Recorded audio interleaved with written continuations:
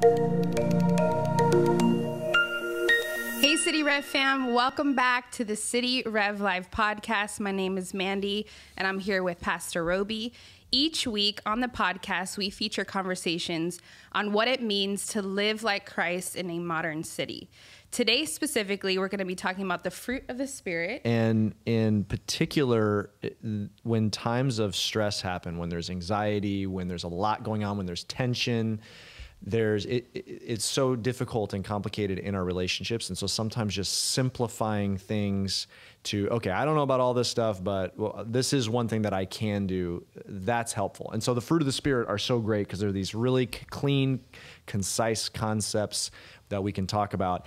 And I just like that they're called fruit of the Spirit. I mean, it could have been, animals of the Spirit, flowers of the Spirit. It could have been all different types of things. Animals of the Spirit. Animals of the Spirit? That would have been cool if it was animals of the Spirit. Mm-hmm. But they went with fruit of the Spirit, and I like fruit. I like fruit. Do you like fruit? Oh, I love fruit. But here's a fun question. If you could eat a fruit for the rest of your life, just one. Yes. What would it be? Oh, I know that answer. Do you know the answer? What you would say? Definitely. All right, what would you say? I wouldn't have asked the question if I didn't. Okay, you go first. Okay, so 100% mangoes all day, every day. That's my favorite fruit.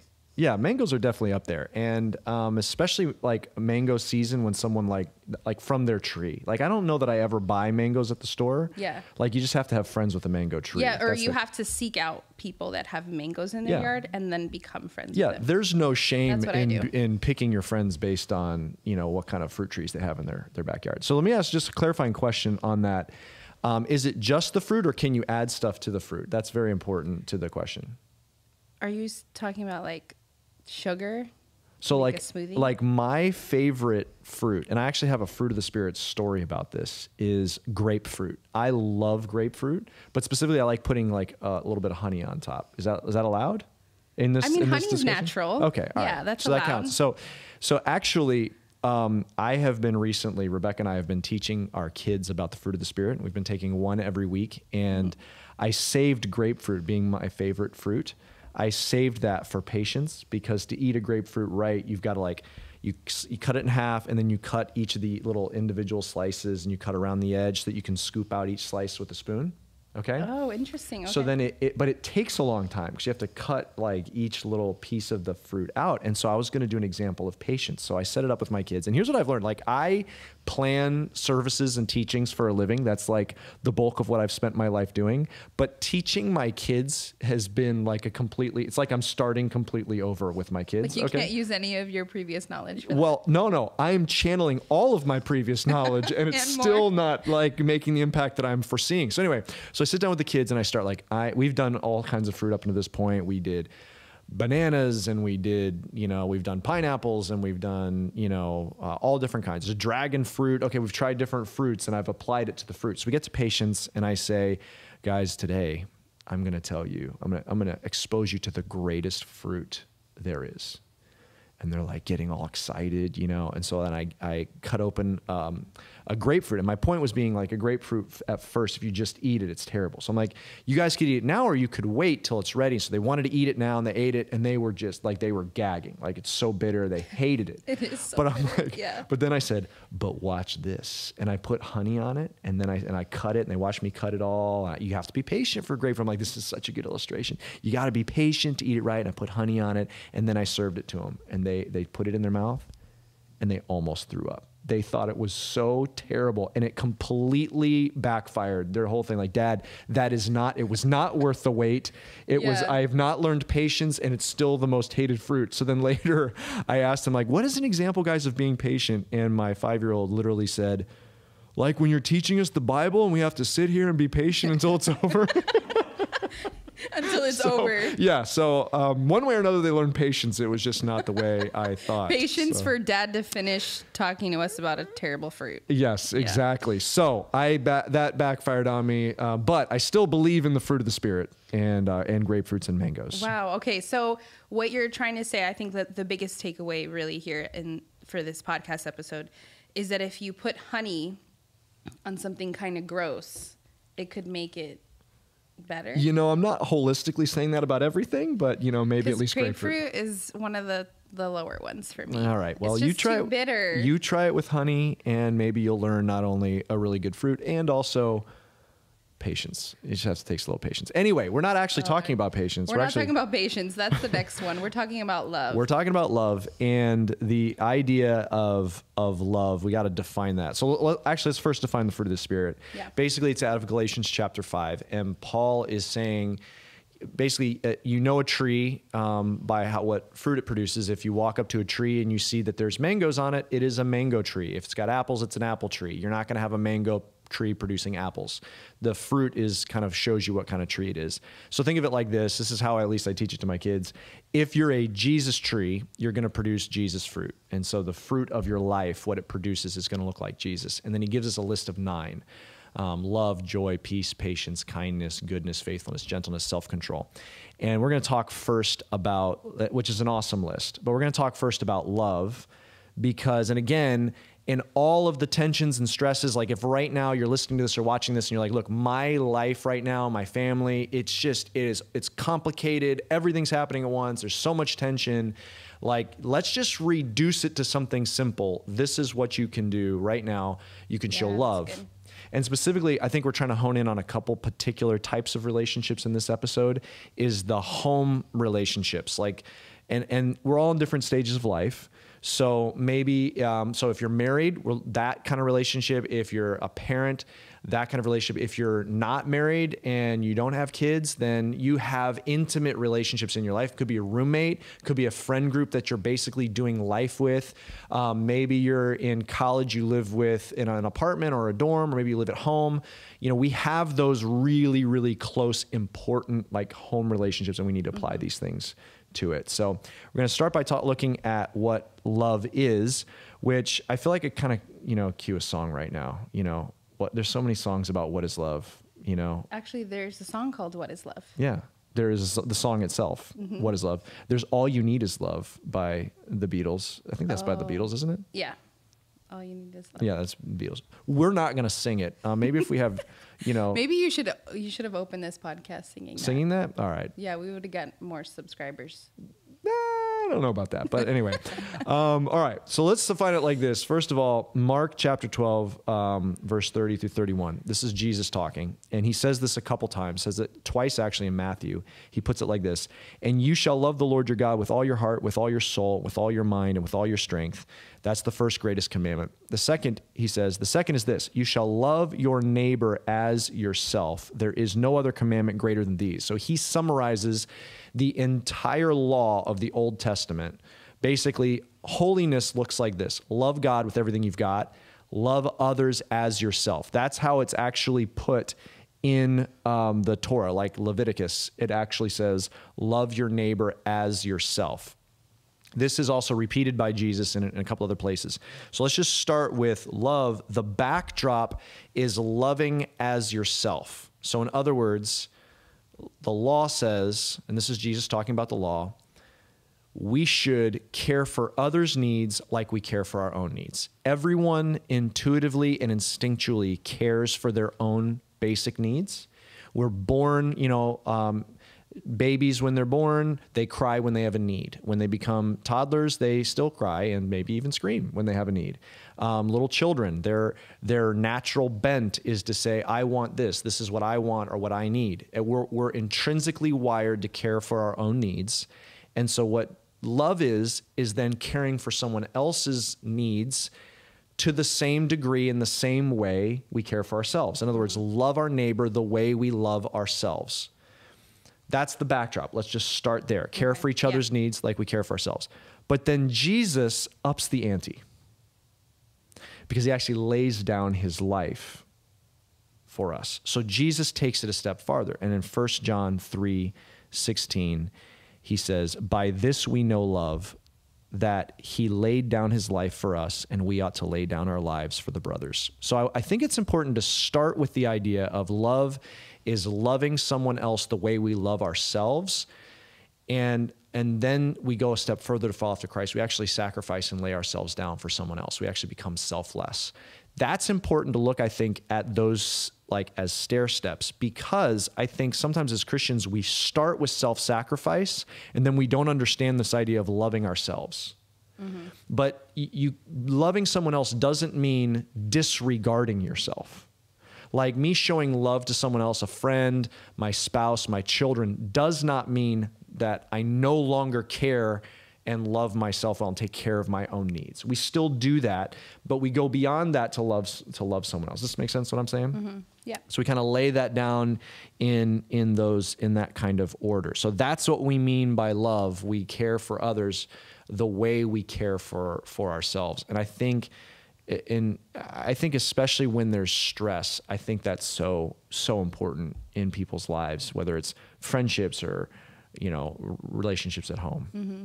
Yeah. And I think too, especially now, if you're tuning in, at some time in the future, right now, when we're recording this podcast, this is the fall of 2020. We're in the middle of the pandemic. Mm-hmm. And so a lot of us find ourselves in situations that we would have never found ourselves in. A lot of us are working from home. We're very limited in what we can do. So we're spending a lot of time with the people that are closest to us. And so it's good, Robey, that you provided a backdrop as to what Scripture talks about love. And this is very conceptual. This is what love looks like in a conceptual way. I'm wondering, now that we find ourselves in these situations where we're in close proximity for longer periods of time, things can get kind of heated, and there could be friction that's created. There's a lot of tension in the home. So what does this look like in real time in all these various relationships that we find ourselves in? Yeah, I think that's exactly the right question. So, again, as you said, Mandy, we're in the middle of quarantine and a pandemic. That's when we're shooting this, but you maybe watch this in the future and that's not applying to you right now, but we still enter in seasons of tension. Yeah. And one of the axioms we talk about as a church leadership team is hurting people hurt people.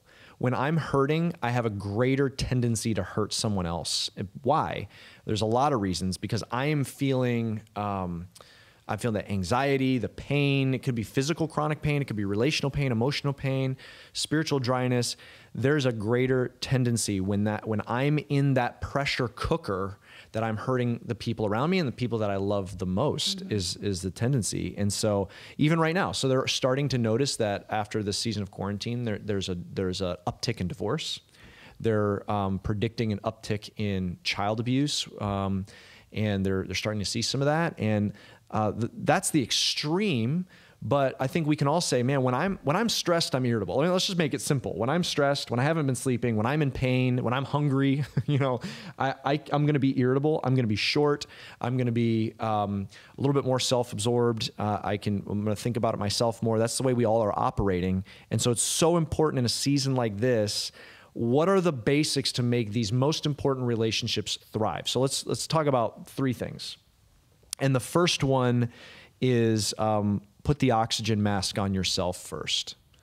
It's kind of the proverbial, you've been on an airplane before, and they say, hey, in the event of emergency, if oxygen masks drop, and then what they say next does not sound loving, but it actually is. They say, before you help put the oxygen mask on someone else, put the oxygen mask on yourself first. That seems like, wait, shouldn't I put someone else first and put the oxygen mask on them? Isn't it more loving to do that? Well, it's not more loving, because if you all of a sudden can't breathe, you'll not be able to help them put an oxygen mask on. Yeah. So put the oxygen mask on yourself and then helps the person next to you. And this goes to that passage in Mark where Jesus quotes the Old Testament, love your neighbor as you love yourself.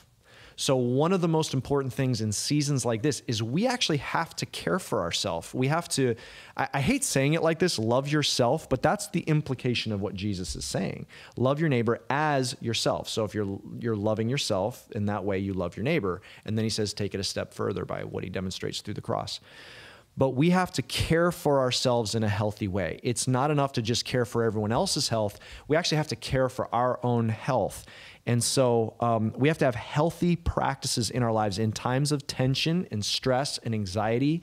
It's important for the people around you that you are taking care of yourself. So I think in terms of friends, I think there can be a friend that's so busy caring for all their friends and spending so much time on the phone with their friends and always being a great listener, and they're checking in on everybody. But if they don't ever stop and have someone checking in on them, they might think they might trying to be the Messiah or a superhero, but they're at some point not going to be able to take care of their friends. Yeah. In marriages, we've got to each make space within our marriage so each person can get filled up on what they need to get filled up on. So a great conversation within a marriage is for a husband and wife in a season like this, especially let's talk quarantine. If you're now both working from home and educating your kids from home, that is a pressure cooker. So sit down. Hey, what do you need from a mental health standpoint so that you can thrive in this season? Have that discussion. So you're not just both grabbing for yourself, you're making space for each other. Maybe one of you says, look, I need to go for a run 3 times a week. Yeah. Can you make space here for me to go for a run? I need to go to the gym if the gyms are open. I need to go to I just need some time alone, or I just need some space to do my devotions. Like I just need some prayer time. I mean, I get up and hit the ground running. I need some space. Or you know what? I need just some time to go on a Zoom call with my friends, or I need to call home to my family. We've got to make space for each other, find out what the other needs and make space so that we can stay healthy. And then the last category is just with parents. A lot of times we as parents can feel guilty about making space for ourselves because we want to give so much time to our kids. But we cannot feel guilty about that. It's so important that you're filling up your tank so you have something to pour out with your kids. And we can try and be the hero and the super parent, and we're so constantly pouring it out that all of a sudden what we're pouring out is not that great for our kids. Mm-hmm. And we're getting short. We're not being the parent we want to be, we feel like God calls us to be. Now we're feeling guilty, and we feel like we're snapping at the kids. We have got to make space to fill back up spiritually, emotionally, mentally, physically. That is important. As we're going to love our neighbor, we've got to figure out how to love ourselves well. Does this make sense? Yeah. So then it seems like if taking time for yourself is actually not selfish, but it's actually selfless, because the more that you take time to get your needs met mentally and emotionally and spiritually, you're able to then pour that and sow that back into the people in your life, Yeah, I think that's well put. And I think, of course, it can go to a place where it's you're only caring for yourself. And of course, that's too far. I think what this is saying is don't go so far into caring for everyone else's that you have nothing to give anymore. Right. And I think it's important to see that, like you're saying, Mandy, as part of love, is that you make sure you have something to give. Yeah. And that actually brings us to the next point too, because anybody that's hearing this could be thinking, okay, so we're talking about loving our neighbors as we love ourselves, essentially, and pouring into ourselves to pour into others. But what would you say as far as carrying each other's burdens and caring for one another? Like how does love fit into carrying each other's burdens? Yeah, for sure. And I think the first part being, make sure you have the oxygen mask on yourself. You have to be caring. Actually, you don't abandon caring for yourself. But the second point is, fundamentally, love is getting out of self-absorption and being consumed with myself. And so this is when I'm hurting, when I'm stressed, when I'm anxious, when I'm in the middle of a transition, when I'm confused, when I'm facing disappointment, when I'm in physical pain, any of these trials, we can have a tendency to be so absorbed with our own pain that we don't think about other people. When someone's going through a trial, just the natural tendency will to be more self-focused. They're not trying to be selfish, but it's just that pain can be blinding, or the anxiety can be blinding, and it's distracting from everybody else. Mm-hmm. And so really what love means is get out of being self-consumed. And especially, again, in a season like this, 100% of the globe is in a crisis. Yep. And so we've got to be aware, sometimes just stopping and being aware, okay, other people are in crisis too. And here's the good news about this. The Bible actually speaks that actually helps me. So the Bible says it like this in Proverbs 11:25. It says, whoever brings blessing will be enriched, and the one who waters will himself be watered. In other words, there's a way that I am refreshed when I stop and refresh someone else. And this is hard to understand or even believe until you've experienced that dynamic. There's something like if your thoughts are in this reoccurring mode of, what's going to happen? Why is this happening? I'm so disappointed that this didn't happen, or this is not what I expected. My expectations are not being met. And this self-consuming loop, interrupting that to stop and care for someone. And when I see that my care, my listening, my empathy has been a source of refreshing for someone else, there's something that does to me by interrupting that self-absorbed loop. And I'm not saying that we all want to be self-absorbed or selfish, but when we're in pain or in stress, we can't help it. It draws us our focus inward. And so just practically thinking, just stop and just take a moment and think through the relationships around you and just ask what they're walking through right now. Whether it's your roommate, your closest friends you do life with, maybe you're a young adult, you live with your parents, thinking through or stopping with your spouse. I mean, sometimes we go in marriage and we don't actually just stop and say, what is my wife or what is my husband going through right now? Yeah. Just stopping and asking that question. It's not profound, but the impact is profound. And the fact that we can forget to do that is more real than we want to admit. How about stopping and asking what our kids are going through? That may be a little bit more intuitive as a parent, but still stopping and thinking. And I would just challenge someone watching this, maybe the best thing for your soul if you're going through a difficult time right now is at the end of this podcast, stop, take a moment, pull out your journal, list the key relationships and ask yourself, what are they going through? And I'll take it a step further, stopping and asking them. Listening and empathizing, talking about bearing one another's burdens, just listening, empathizing, validating. Most of the things we go through, I can't fix in the people's lives that I love. Yeah. But the power of empathy, truly listening and understanding, noticing their pain, validating that pain, that can go so far in a marriage and in a friendship. Let me just underscore the marriage one. Spouses, it is such a shame to be married and doing life and for your spouse to be suffering alone without having their spouse listening and understanding and validating and empathizing. Make sure that's not happening in your home right now. And it's so easy to do when we're going through times that's painful. Yeah. I love what you said about validating what they're going through. Like not just listening, but saying, even if it's not something that we can fix or contribute to the solution, it's just a powerful thing to say, yeah, that's really hard. I would feel frustrated too. Yeah. You know, like just saying what you're feeling is valid, even though I can't provide you with a solution. And I would say even too, another really powerful thing on carrying each other's burdens is like the things that you cannot provide a solution for, we come together to God for. But there are things that are like physical needs that can be met perhaps with the people in your life that help them process through the emotional and spiritual things. So like one thing a practice that we have here at City Rev is when a City Rev family is going through something really hard, or somebody on staff or leadership is going through a hard time in their life, we get together and we figure out meal trains for them, and maybe that's not your thing. Maybe meals are not your thing. But that's a practical way to meet somebody's need and to say in a very tangible way, we're here for you. We're here to nourish you. We're here to, meet the needs of your family during this time. So I think that's really huge. I think looking for those practical ways to serve those key relationships around you, I think is right on, because I think then it disrupts the self-absorbed kind of loop in our minds when we're going through a crisis, for sure.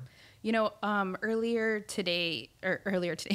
this podcast, you mentioned that during this time, there is an increase in divorce rates. And so that got me thinking onto our next point. For those people that are in these tense situations and they're figuring out, okay, how can I love somebody? So many people could totally not feel like they want to love in that moment. Yeah. You're so busy with your own stuff and processing your own emotions and issues that you don't really feel like it that day because you don't have enough energy, you know, to be there for somebody. Yep. So what would you say about still being loving when you don't feel like being loving? Yeah, I think that's a great question. And I think, you know, if point number one is we're putting the oxygen mask on ourselves, and number two is kind of getting out of that self-consumption, you know, point number three is to choose to love. And this, just to your point, Mandy, let me just speak directly to marriages for a second. Our culture has a concept about romantic love that is so wrong and so damaging. And we treat love as something that happens to you, that strikes you, that you, like a pit you fall into, you know, you fall in love, and then we'd say you fall out of love. And so what we're confusing there is love with infatuation. Infatuation, you know, is the emotional, it's the feelings. And then you just listen to, whether it's music or movies or TV shows, when they're reaching to describe love, they're talking about it. They're talking about infatuation is what they're talking about. Sometimes they're talking about lust, but typically they're talking about the emotional side of love. They're talking about a feeling they can't understand that's just struck them. And that is a setup for a huge divorce rate in our society, because that's not what love is. Love is something so much greater, more profound, more beautiful, and more sturdy than just the emotional side, just the infatuation. Love is the choice and the commitment of self-sacrifice to someone else. That is powerful, and it's beautiful. And in affection and admiration and infatuation follow after that commitment.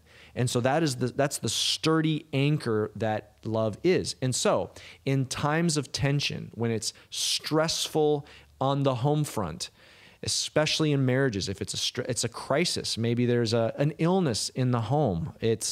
Maybe there's some other kind of crisis within the family regarding the kids or whatever it may be, or maybe there's a work crisis or a financial crisis in the home. In those times, it's painful, it's hard, it's stressful. People are not at their best. A lot of times, it's at this stage of life turn.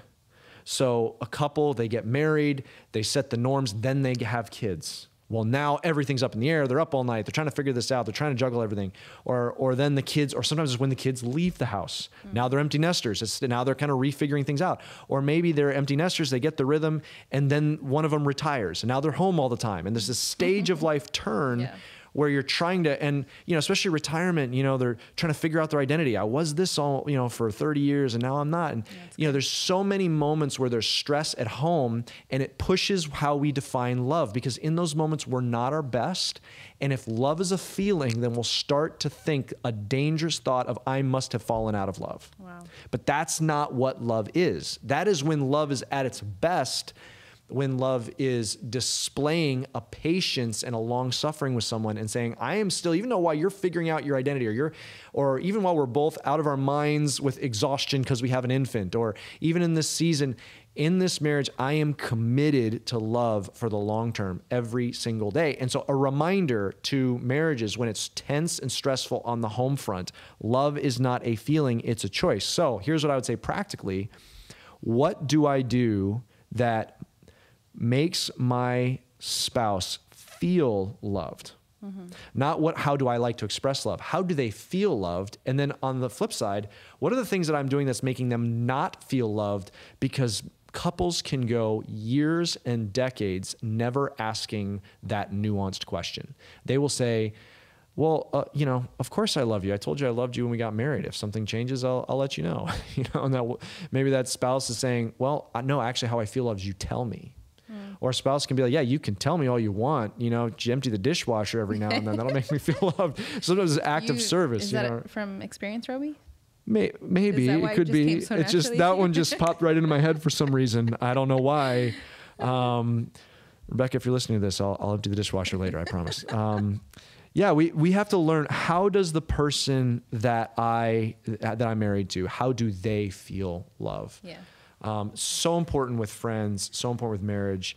And lastly, so important with parents, just parents, when it's crazy with your kids, when it's stressful at home, I think of right now in our context, you're maybe both working at home, both spouses, and you're trying to figure out how to juggle educating your kids at home. There's so much you don't know. Mm-hmm. Are they gonna, they're gonna learn arithmetic, being at home? How are they gonna do in reading? What's their SAT scores? How's it their senior year gonna, finish out? There's so much you don't know, but there's one thing you can know. You can wake up and say, today I will make sure my child feels loved and knows they're loved. And same question, how does each of your children are going to feel that differently? So is it verbally? I mean, I can at least, that's minimal. I can at least make sure my kids, I look them in the eye and remind them how loved they are every single day. Yeah. Some of them are more, they need to be wrestled and tickled. It's physical touch. Others, it's just time. Like, can you just sit down and, play race cars with me, or, go for a drive and ask me what's going on in school or whatever, figuring out how that child feels loved. There's so much we don't know how to do. And I kind of get to the main point. There's so much we don't know in the tension. There's so much we can't fix, but one thing we could fix that could be profound. Just show love to those key relationships around you. Yeah. You mentioned that people and relationships, marriages will go through these transitional phases. And I think how important it is through every single phase to be asking the question, how do you feel loved? Because that changes too. Yeah, that can totally change whether you have kids in your house or not. Maybe when you have kids in your house, it'd be like, hey, can you take so-and-so to do this?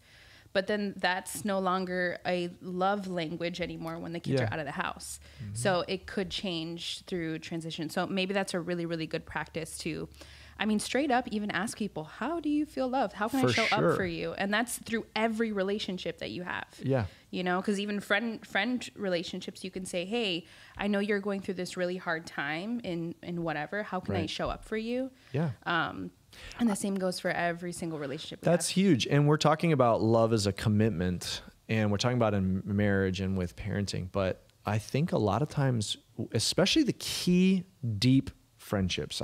We have a lot of friends, we have social media friends, work friends, we have acquaintances. But let's talk about, this is like talking about the home relationships, your roommates, the people you're doing life with. Those friends, that's a commitment. And that friend is going to go through a hard time. And there's going to be, and that is where we decide, am I in this friendship for what it does for me? Or am I showing love to that friend? So that friend suddenly loses their job. And every time you call them, they're not fun. They're going through grief. And every time you call them, they're grieving. That's not a season where I necessarily get a lot from that friendship, but that's a time to show commitment and love. And we don't have the space to do that for a whole lot of people. But for those key home friendships, a true, deep, rich friendship is a commitment to love. Hey, I'm going to be in your life no matter what. And this is a lifelong friendship. And we got to be careful, who we promise that to, especially in the friendship category. But when we do, that's important in friendships as well. Yeah. Oof. I feel like I'm getting preached to right now. Jesus. I already have somebody after we get off this podcast that I'm going to reach out to them, because something of what you just said totally reminded me of that. But that's really good. So when we first started, we talked about the concept of love, and then we got into more specifically, what it looks like to love yourself, what it looks like to carry the burdens of others, and then lastly, what it looks like to make the choice of loving people. So as we wrap up, is there anything last minute that you would like to add? Yep. I think sometimes what I love about the scripture is it's so deep and rich, and it forces us to think about things that are far complex, more complex than our finite minds. It talks about the nature of God, the Trinity, 3 in 1, and all these things. But the scripture is also so faithful to make it really simple. And so sometimes we got to push into the simplicity of the call for Jesus. And I love that times like in the passage we read, he's like, hey, love God with everything you've got and love people like you love yourself. And so there's so much that we can't answer right now in our lives, but maybe one of the most profound, simple things you can do is say, okay, in these key relationships, whether it's your spouse, your kids, a couple friendships, your roommates, your immediate family, and these key relationships, I'm going to love well in this season. Keep it simple and find out that's not only going to bless you, but it's going to bless those around you in a profound way. Yeah, that's really good. All right, Robey, thanks so much for chatting with me today. And we just want to thank you, City Rev, for coming on, giving us your time. And if this is something that blessed you and you feel like it could totally bless somebody else, go ahead and hand it over to a friend. Hit that share button and get them on the podcast as well. So we love you. You see what I did? I see that. You're bringing it back. We love you. We love you, and we will see you next time. Thank you for joining us on City Rev Life. You can subscribe to this podcast, rate and review wherever you're listening to this. And we love it when you share it with your friends on social media. For more videos and content, go ahead and check us out at cityrev.org/podcast or download our City Rev Church app. Have a great day.